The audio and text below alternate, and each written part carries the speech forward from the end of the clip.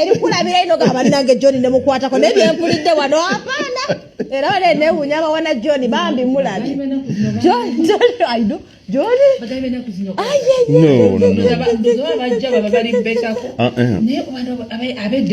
their relationship is different eyafe yenungi mpitirivu yenyuma yeri real mugenda out babera ku masimu bena kuzo yes babera ku masimu yes but nzagala yes nera take my best but someone cannot be busy for you John no bango likutie kutuka echa ugenda out olina dda ku simu I think it is wrong mugane ekizibu mmwe muba mwefosinzeeko outing eyo mubate mugenze kwenyumirwa anti kimukakaseeko nga katara yes nange mutwale koko mutwale gye tubeera because man would have to go out and mu boys club n'abeereyo kati muzana nange obeerawo egyo otagala kuntwala so nono nayagala agende and then you groom me outside nina munyize mmere mugira temujagala titubalabako buseko omukazi musajja tasobola kuflatinga na muwala mulala the woman cannot flirt with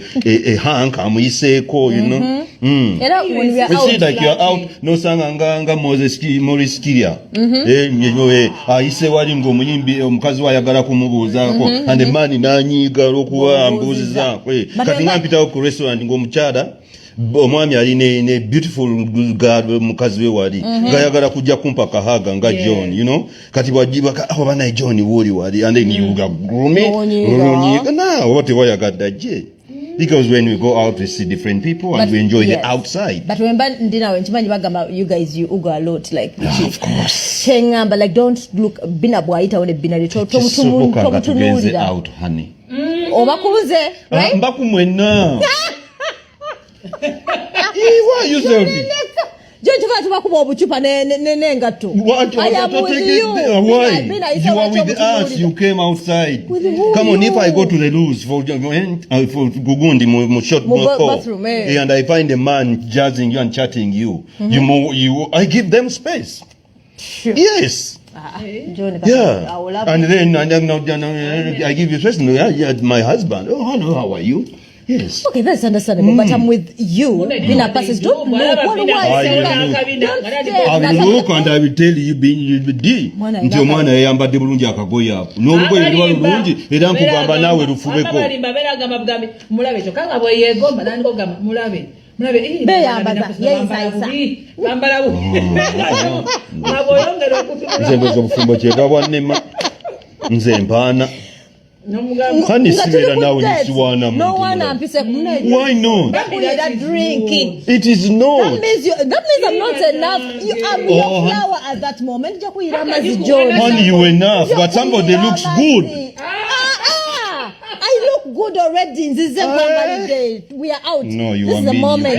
Not being mean. You are very selfish. Not being selfish, because I can't share you number one. How can you that's not sharing. That's sharing you. She looks good. No. Yeah. Tuba kugabe wachire tuba mbade kubuza bwebonse bemba kulwanira olonda wani. Anwani ya simda. Never kulwanira. Simda. Bale balwanira ngajoli edda. Mujobola. Why? Sabundeke. Why? Because ngaje ntayogera lenga bola bekubale.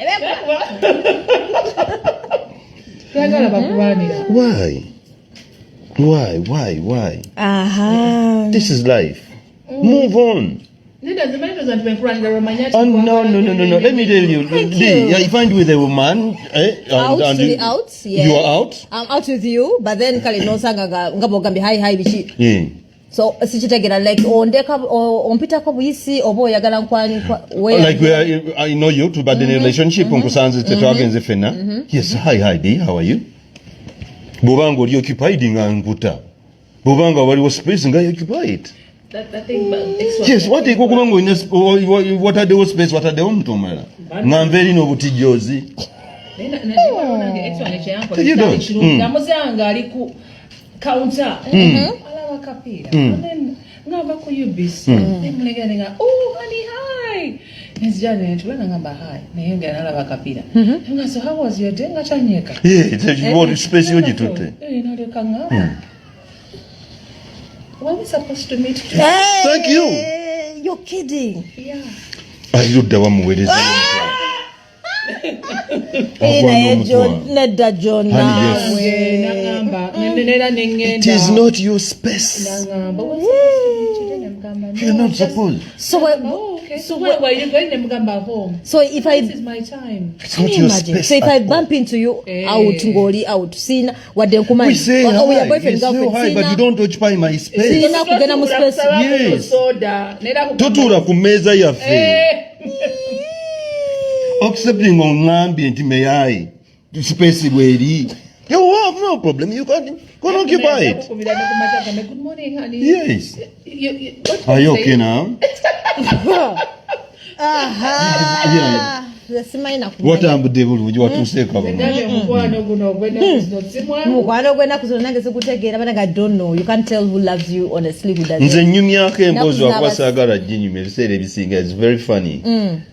I was dating a girl at the other side of town in Tinda side ye.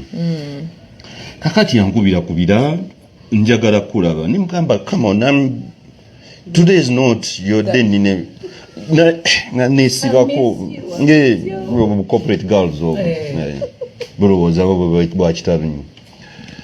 Then I said okay you come ndi mukabala somewhere. So we are joined my friends and I'm fine. Bakufunde wotula. So actually those sabda yoku kumufako. Like I was occupied with my friends nantumira waitress. Nagamba gambi mbo kati muwe bisumuzo yagende mu motoka. So I get up ningenda ni motoka. Namba natandika mwandese wano you insisted I did not. So ngamba mpe motoka ngende mu motoka. I gave nemo ebisumuluzo nagenda mu motoka. Yavuga nagenda ku police. Yavuga nagende wakawe na police nando payombu mbadde njamu kidnapping. So ndi mubala awo ndo kulaba. Nako katon. What's the problem? Yeah, we have a case here. Ndo parking bantu ale motoka yange teriyo. Where is the count? Antu ono yajineri ku police. Twambuke. Atugenda ku police. I was laughing. Omukazi ngayomba tanpako yakola bitya that's kind of embarrassing. You know, there are those girls aba insisting atenga bayina badoza bayina obuyinza kusinza ku mirimu gye bakola ne style of living. So it's absurd. It should not be done like that. So no more attention to police. So bad. Nagana jimuwa. Netufuna uba ne muzaye wabwe. Bana abantu banange. Relationship negwa mu byoksa. Era ontegeda wakadda. I realize that waliwo batulaga abagayi. Etutayagala bisoma mama. We must be disciplined in relationship. Relationship etaina mateeka, etaina discipline, tesobola. Nga gula olujinga bulwagalira, gula okuba you know. It must have discipline. It must have discipline. Na Bina wewe. Yeah, yakulyoka. Nange nchikola. No gamano. Are we supposed to meet? No.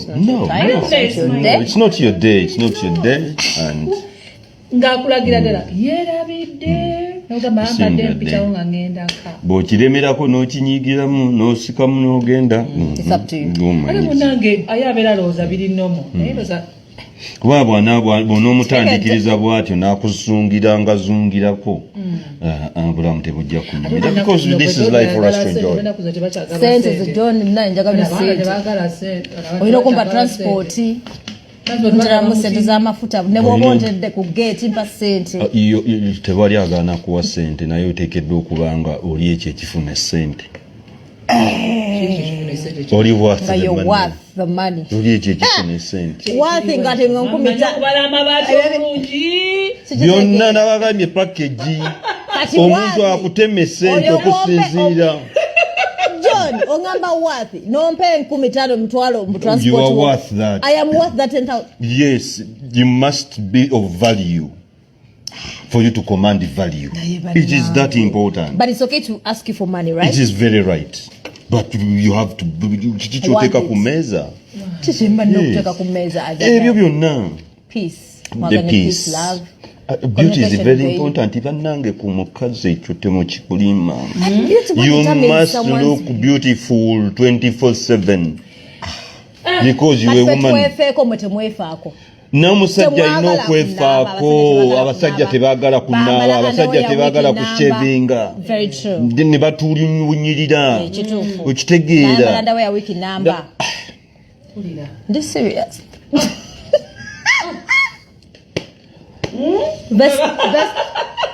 Best week in number. There are parts we must clean. Exactly. As a man. Right? Yeah. You must shave, you must brush, you must wash marika wa matuwa go. The collection of that and everything. Ati jukira we wasokera waddala ngo ino mukyala buli kintu kisokereyo nga tekinnatambula. Must be very clean. Grooming. Grooming, like on that fair, kwefaako biki, birevuna biki, you must look good as a man. Naye kati walifu abatatwagalira ddala bino ebirevu. Naye kati olina obikola ki? Bikunyonyogera. Kale senga nagikuwadde. Nga nasubiddwa.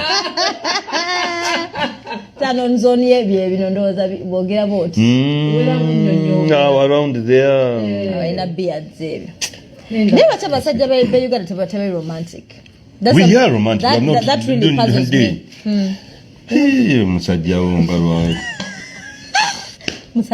Musajja wonga lwaki tali romantic? Men are very romantic. They are romantic. If you choose a romantic guy, no, every man, because men have not been told how to be romantic and not been taught how to be romantic. There are those actually who are not. It can't come out naturally. You just have to study and learn. It's a process. So you know kuiga how to treat a woman. You must study to YouTube. You must study a woman. How to kiss a woman. How to kiss a woman, how to romance a woman, how to the soft spots of a woman. Oh yeah. How you can pull it out like you for the game to be enjoyable. Right. You must know what you're going to do before you do it. No, these things of kissing us or biting us. It depends. Come again. What about kissing and about biting? Not nakulumemimwa. Yeah, there is some soft biting, which is romantic. No, there's that soft biting, of course. Of that. Yeah, that one. Yes. Lower lip and. Yes, the soft one. Muyigirize bambi. Muyigirize. Yes. Let's communicate with. Let's teach people. So you can have that patience of teaching a woman how to kiss like. Yeah. You slow down. Mugamba, come on, slow down and just do it again. Take it slow. But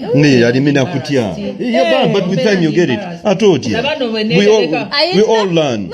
Yukira, remember, for us we teach people to kiss on stage. In movies. You do? Yes, you must prepare him. So before I'm going to kiss him, preparing, then we go through it. Does it go beyond the stage? No, because when you are acting, you are obsessed with that character. So you particularly you don't focus on you yourself. Okay. You focus on the character given to you. Yes. But but not many times. kubanga si buli gwe bakukasitinze nayo nga muba temunyinga nga tebikwatagana naye nga gwe bakuwadde nga soft spots of a guy gidependinga ku musajja I think. Yeah, it depends. But of course the soft spot of a man is down under there. That's the first thing. The soft spot. Yes, because it's very delicate. It's very delicate and how you touch it. Because it is very sensitive nti omukona ko bukonyo wano ku groin omusajja afuna stomach pain. Anti biddukayo ne bigenda binonya refuge mu lubuto. Bigenda bisikinga refuge mu lubuto. And then you get the pain. Tolaba ompira baguba kuba basambi bomupira bamusula bwe bati ne babanga bamusula. Yes. So that's very delicate. So okwatawo bulungi. So okwatawo ne bwegendereza. Okay. Yes, then the rest depends on the sensitivities y'omusajja, the legs, emikono, amatunga bw'enkugambe, and of course obubeere bw'omusajja. Bukola. Bukola anti kidependinga kati oyinza okusanga omusajja nga alina asakatidde ekyoya.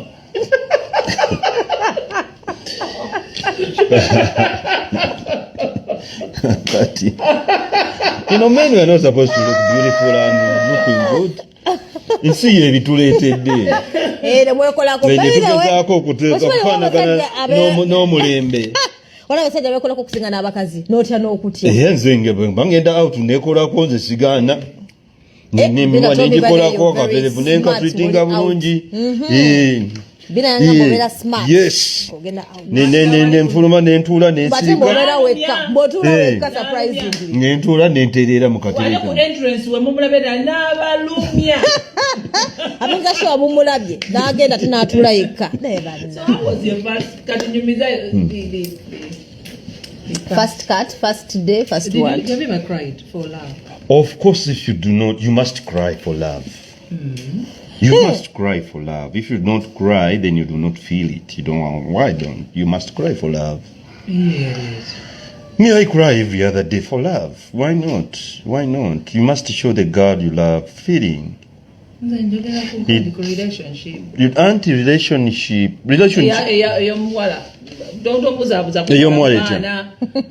No. Anti ya chinkugamba. Nti kisinziira. Kati olaba bw'ogenda ng'okula mu mukwano. Omukwano is a process. Bwe tubaali nga tukyali baana abato nga tukuze tutandise 20s awo. Tuba olaba abantu awo mu 20s bafallinga nnyo in love to 30s. Eri deep. Crazy in love. Eri crazy eyo. Kakati kasita oyita mu ebyo n'obuuka wano ogenda oguma. Because the process gy'oyiseemu ngira emyaka 10 of torture of this, of understanding, because it is a game you are playing. It's something new to you. Sure. Bwe mubeera nga muli baana abato from 1 to 18 years, baba bategeka kubeera kino kye mugenda kubeera. So after you get into your 20s, 23, 25, otandise okufuna omuwala gw'oyagala. Mutandise okulowooza ebyo nti marriage batandise obbala naddala abantu mu abawala na biki ewaka bakugamba marriage na biki ku 25 zaawo. Kati muli mu process eyiga. Kati processes eyiga omukwano nzibu nnyo kubanga emu disappoints na biki. You must cry. You must have that girl you love forever in your life. That means this one person. You love one person forever. Tali kuvaamu n'akutuulamu era naye aba akimanyi. So you can break up with someone. Ne mu breaking n'agenda n'azaala abaana be n'abeera mu bulamu bwe naye nga yakutuulamu. Nali mwagala yoyo. Era nga nammwe mweyagala. Deep. Kati your first cut yaliwa. Oba mbuuziza. First cut yange nga byadde ebyo si kibijjukira. First cut.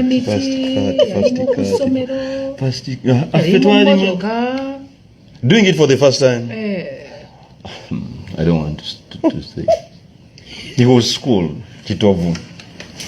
Nga muli mu kirasi. Nga tuli kankoma. Bina jabadalaga. Abadalize.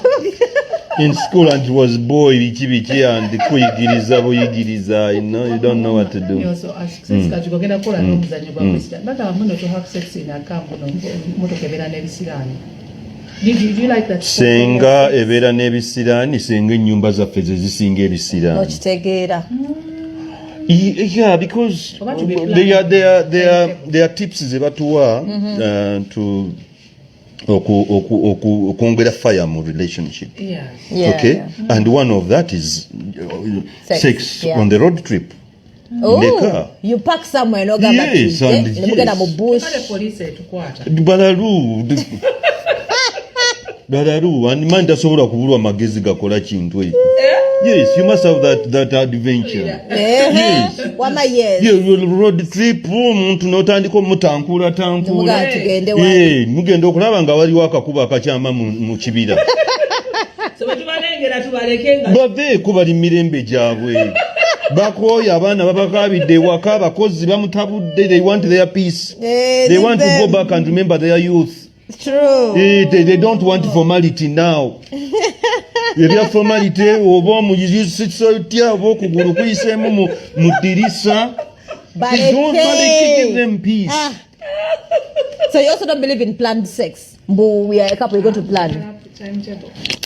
Like what do you mean like plan? Like today we're going to make love today. Of course, if it's like, anyhow, anywhere. Like birthday moment, planning some special treat, then that is it. But if it's not a special treat, why do you have to do it? So anyway, you feel like you can even have you know yourselves, bathroom, whatever. You know yourselves in relationship. What a way to put your ninga. Era n'omukazi abagamba nti nze musajja wange mumanyi ebiseera bye nga n'omusajja amanyi mukazi we. There is no timetable for getting a horn. Timetable for a horn. Monday is that day. Tuesday, no. There is no timetable for a horn. When it comes, you serve it.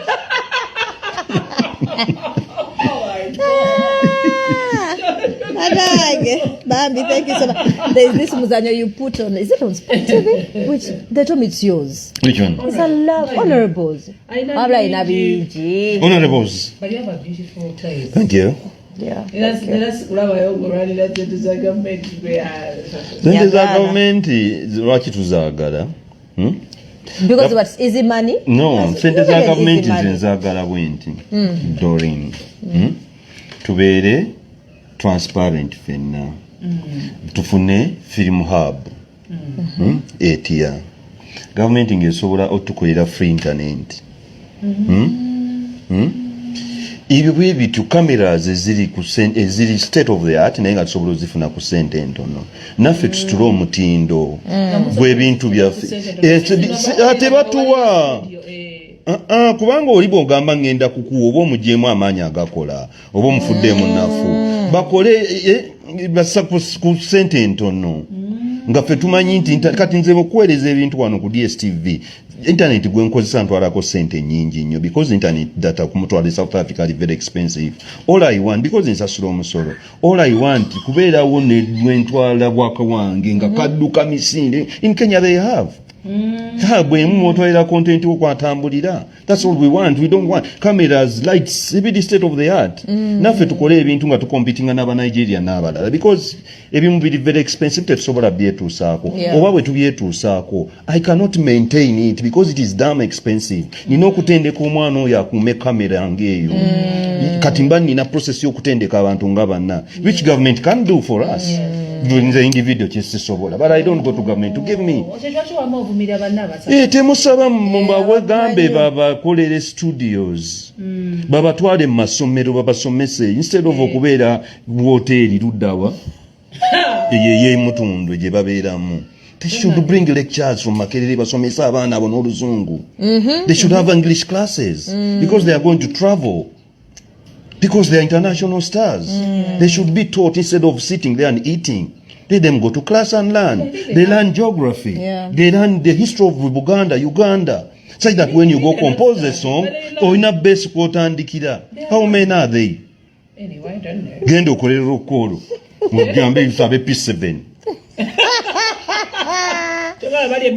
Mukola nedda gye bali bagenda okolera olukolo ojja kufuna 5%. So that is it. Tulina okuyambamu because gwe wetunuulidde leero Bina you were on ku radio. Radio eyo olina ogipreparingira abagiddako. You must be a role model. Omuntu neyeekuuma nti ekidoni Nasasira ekyo kirina eddoboozi njagala nkirabe. And you are true to the calling of being a radio personality and presenter. Abantu ne beegomba okubeera gwe kubanga nammwe bwe mwabeerera nga muli bato. You get that's how you build society. So these things of getting money, you can't be selfish. You're not arrogant. Kyovula binagambye bw'ojja mu close zange and I'm sweet. Jira kyeyagambye. Yes. When you go to that man, the man is sweet. Whether you think being sweet, you must remove the kapale. No. Unagambye bitter truth, yes. Unakugambye bitter truth. Yes, it is. Singo kusabiriza sente government. We don't need kubanga di omuntu kasita kugamba nti ngenda kukuwa sente aba akugyemu ka switch konna kati obwongo bwonna beera bampaddi. Instead of when you target you go out and work, you know what you earn. Okay. So your brain is already programmed to what you are going to get. So you must not. Yes. Bozi bw'oba muwe esente ezikola ekintu such that takomawo. Yes, that okumwetaano muwe emitwalo 6 agenda afune kyakolamu than coming back the other day atwala emitwalo 2. Yes. Omwempowering akole. Yes. Okay.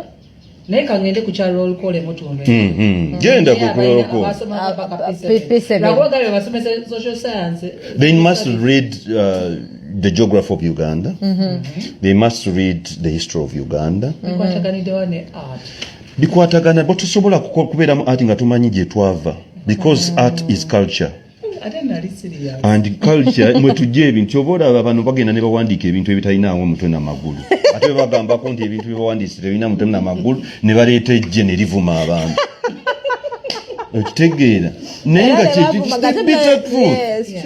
yes obwongo tubugumye tubulje mu kunywa ebitamiiza buli lunaku mu kugaaya ebijjako obwongo buli lunaku and go back and sit in a white space which is definitely white spaces abanga classrooms because white space egula obwongo and then you impact it such that when you go out to a studio you have knowledge where to start from to write an impactful piece. Not for you, but for society. Yeah. Kotekeke tafari gwe mukama katonda byali akutuma okuyamba Uganda nga kuwadde talent yo yagikutumya jitamiza yagikutumya jikolaki. To make it stupid, to make it silly, or to make it grow. Yes. So, ebyo byonna balina tuyita ffe ne agaye naye akawungeezi emisana atuuleko mu kibiina ayiga ebintu bamubangulemu nze sigaana nkwakyo nze bampiteeyo bakole workshop nga mbasomesa how to be an entrepreneur mu industry yaffe instead of being there balinde endongo yo gifunamu nti awo omaze ogifunamu how do you kati I was asagala nnyo okwogera I wanted to address okwogerako ku kya Winnie. Yes. Winnie Nwaji. Fortunately today is her birthday. Hey. Happy birthday to Happy birthday. The dancehall queen. Yes. Winnie Nwaji. Winnie.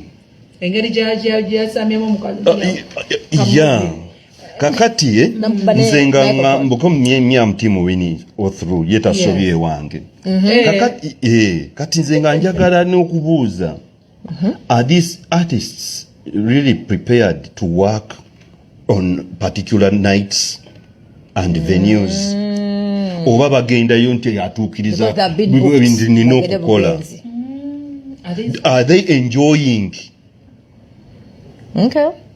oba burden nti nina okukolera ab'emasindi nveeyo ngende nkolera ab'egindi nveeyo ngende nkolera ab'egindi tumutegesa ayagala omulimu gwe because waavugira n'agenda ku venue eyo yonna n'atandika okuperforming ate n'ayimba kolimba lumu n'avaayo nga munyiivu aba ayagala okukola oba omulimu gwe wabeerawo bye mutatuukiriza ye mwakolera mulimu gwe gusanyukira yes byonna gye bamutwala okukola yes nga muwala kati nga muwala oluusi tebalina na toilets backstage gye babategekedde olaba ne batuula mu bivaani byabwe ayinza n'oba nga alina ne cramps zimuluma mukazi wattu ng'alina okujja ku stage yes n'ayimba leeti empewo emuyiseemu temwamutegekedde kalungi the only shows ze bategeka abayimbi backstage ne babeera mu kitiibwa ze zibeera ng'ekkololo oba lugogo naye tebategekera bayimbi backstage mu byalo gye bagenda ne babeera mu zivaani zaabwe avuga mu vaani okuva e Kampala n'agenda e Masindi ate nga nejjo yakubye ng'ava Mbaale okitegeera n'akolako make-up n'abeera omwo ne nzirayo ddi babagamba banywa omwenge naye ne beepampinga omukazi n'enywayo kaguka addemu ku heat addemu ka vibe agende ku stage nayo nimwe ne mbanenya nti bajja batamidde environment gye bakoleramu is it conducive nti waavudde ewaka gwagenza okukola ayagala okukolawo oba ssente ze mumutumye nga mmwe abamanagers be ze mwagala instead of blaming the musician yes because leero n'akikola nebi n'akikola gwe lwaki totunuulira kirala the working environment lwaki takikolera mu bibuga bigo bya wano lwaki then kyayogeddeko ekyokubeera nga bagamba nti tiyamala like ebifaananyi basiru tebategeera ebifaananyi that's why mubamukwata kwatirira no because ne bakuba gundi ye performer ayambadde costume that's a job ye kwegamba akozesa mukama kye yamuwa ffenna katonda yatuwa ebirabo nuwini mukama katonda yamuwa ebirabo bingi yamuwa omubiri omulungi n'amuwa okulabika obulungi n'amuwa nga azina bulungi n'amuwa nga ayimba bulungi so kakati ye bwaddira nti ntundira ku bode yange kati goba musango gwe gwatagirina oba otandise okumunyiigira oba ntondo ng'oyeyambula tokkirizibwa ng'omukwatako ng'ani so wagiroyo gwe yakubye microphone notakuba but you step back. We should learn to step back. Because we are stars. Osanga is stressed. Very stressed. So we must work on them. Obongo bwena chine working environment. Aberenga jakumlimunga li peaceful. She's a jolly girl. Yes, very. Yes. Because what we jimutawanyo mulimo gwe byabagama anywedde enjaga tebinywa yes obo tebabinywa no abadde muvana akoye ayino hyping a crowd bamulenge and so vibe tevaayo odawa tevaayo dancer kati agichimeri kuba audience agime vibe because when you perform on stage you feel lonely.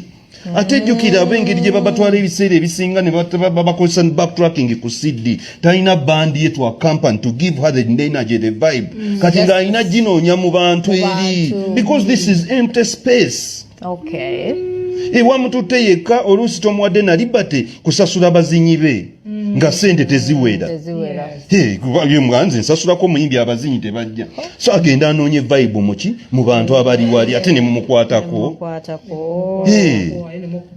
no just give mulabe wali you take a picture. Singa abadde kale mune we are looking at the tunakutunulira Kyakoze gye tutayagala okukola must understand brain yezitya ku mulimu because ditova ku mulimu n'obeera ku makya n'ogenda n'okola ka impact yako ka 2 minutes because psychologically walibeera ekitali kituufu ne bano bankozesa bantadereti biki oba ne bis gyagenda okufunako raziyeeyo I understand. And then you bring her on stage. That's a good point. I don't know international artists ogenda okulaba wajjira ku stage. Peace. Ate kuli wano nga ayagala okukola nga yawumudde you don't drive n'ogenda e Masindi ne risk eri mu kkubo omwo and you perform for 2 minutes nti bakutteko Lwateeka okubeerako ekimutawaanya. Waliwo wano agambye byoyogedde bimusanyusiza nnyo agenda natuwayo akakadde oba ali mutuufu. Faith Kato byogedde wano John awulidde. Nja kuinboxinga bw'oba totugize kasitagwayo naye busalira kubeera mu palamenti mujubisa. Faith Kato mugambye tasobola kubeera mu palamenti yagamba tayagala. I don't do politics. You don't like politics. Yagenda mu palamenti. That's I why don't do politics. by the way, there's something you mentioned. But again, in parliament, if you lose out, especially Vanuba artists, because of for CDVC, there's a way it affects. You look at the battle Jebaba de Kajetuneme FDC. By the way, you know, a gentleman who fails to become a gentleman. By the way, true. Kwetu whatever that is. One you lose respect. Kamberenge chinu kantobene ne kana ka constituency kange katini. Ate kaina demands nyingi kateka ko katumani ngabinyi. I have a relative of mine Babie yajanga naye akakwera MP. Naye baba teyafuna. Babie. Bamusubiza akasente nga bagenda muwa. Ne bamuwa naye kakana. Choka the way they make us believe politicians bafuna that money. They do get the money, but they tambo yes because demands ziba nyingi because of family legacy no gatam constituency. It comes out of your family. You have to open up your gates. No bafunye bagenda okutula bagenda okulya ono batwala malwaliro and everything. It becomes a bigger so family. Get the money, but it's not even your money. It's not your money, it's theirs, and they claim it every other day. Hey, gamba nezota demo olusi notayijamu ate kiri worst. Yeah. But I think John should be here on a monthly basis. Yagambye ayagala peace. Era ndo next year. Yabagambye ayagala peace. So tell us about the Katori Wama something. Someone was telling us about it. The Katori Wama something. There was something. Bungwa going to be headlining. Is there something? They play. I think it's a I don't play. want to talk about it because okay, like not in details, but not in detail because if I talk about it, okay, just because this is an open forum, let me talk about it. They have an organization. They are working on a play. They are working on a play. I hear Baba I saw somewhere Baba bagenda kuita ceasefire or I heard. Yes. Kati why do you say I must be? Because people think I must be in that thing. Okay. And people have said, John, you must close. be. Yes. Because I was close to Kato, I would like, but I was not part of that organization and understanding. Yeah, because where did they get the project saying from? You're going to be there. Because they know. That day. No. Let me tell you why. Because they know. Because they know that I bring equality on board. Right? That's nice. Because they know I bring quality on board. That's why they are bullying me into it. They're just bullying. Yes, they are bullying me into something I do not understand. Yes, I called them and you come and explain to me. Kato yali wano yajja wano na kinyinyonyola. It was vague because era neje chiva.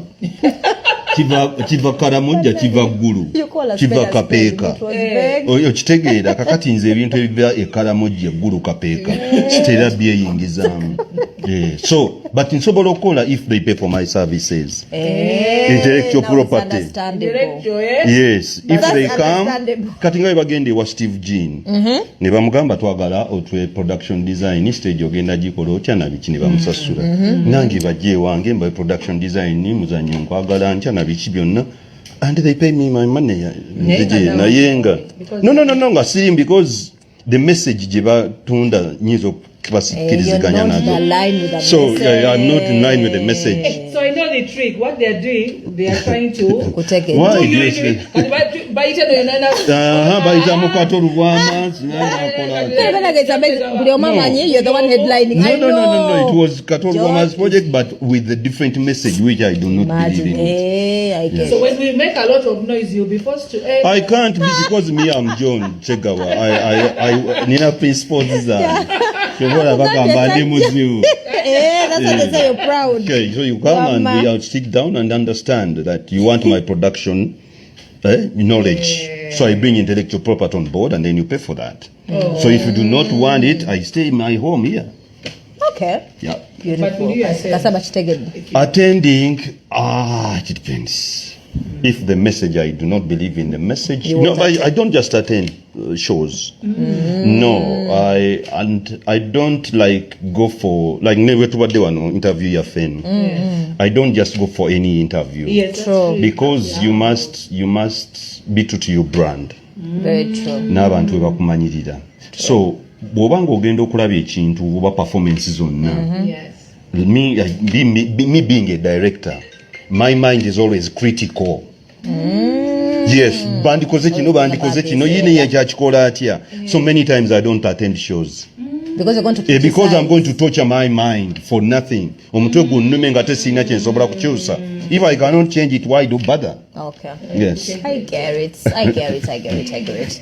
Oh, njize bingi bachenjize abayigomba John temutawaana ze Please. bagambye. Very He's not an easy musajja guy. muzibu If you nnyo. love old school love, are you sure? Nze nedda, nze old school love. Era kummenya ante Oyagala etya? Nze njagala bya everyday Bambi nedda. communication. Bakuzeeyo bakutereke. Netujjako you see like these tattoos nenzibala zonna nenzibala everyday nga njagala No, ndabira sigaka tattoo. oil. Nenziraba everyday nayo ndaba tattoos ezo. For how long are you going to do that? But I'm tired of you. Tekuliko time limit. Tattoos yakwekowa John. Nenzibala tattoos everyday nga kati n'omugongo tugendeyo. Si byakuntawe mbu once a week. Wadduka amangu. Mmwe abakoowa omukwano ne mukuvaamu mangu. Era njagala kusoma love life yo njitegeere. Gye olabika totereera. Nga weetamwa mangu. But it's very beautiful banange.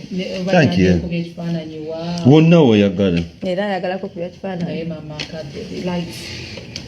Tugende eri wansi. Ebimuli bya John yatugambye ddaama abakazi baganya okwemakula. Okitegeera asichenjize what I've learned like when you're going to go even bobo okyalidde boyfriend bino betwemakula mbu ogenda kutereeza obuliri obukyusiza Tokigeza baby. Ntebe agamba please Kiteeke we nakisiteese.